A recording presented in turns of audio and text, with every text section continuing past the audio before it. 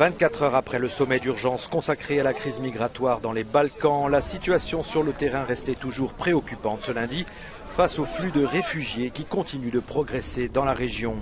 Sur le papier, les pays en première ligne, de la Grèce à la Slovénie, se sont engagés dès aujourd'hui à mieux coopérer pour coordonner l'arrivée quotidienne de milliers de personnes à leurs frontières. Nous nous sommes aussi mis d'accord pour que Frontex puisse intervenir à la frontière serbo-croate, ce qui devrait en théorie ralentir le flux des personnes car la procédure d'entrée sera plus rigoureuse. Bien sûr, cela suppose que le système fonctionne partout de la même façon, depuis la Grèce en passant par la Macédoine et jusqu'à la Serbie.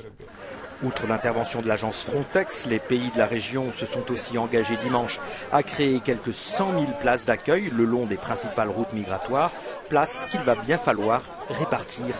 Les ONG s'inquiètent. Nous soutenons l'idée d'un enregistrement des réfugiés plus efficace, mais forcément cela ralentit les flux. Or cela commence à devenir un problème car l'hiver arrive et les structures d'accueil ne sont pas disponibles. Alors que les tensions se sont multipliées ces 2 dernières semaines entre les pays de la région, aucune frontière n'est épargnée. Entre dimanche et lundi, rien qu'à la frontière croate, 9 000 nouveaux réfugiés ont été comptabilisés.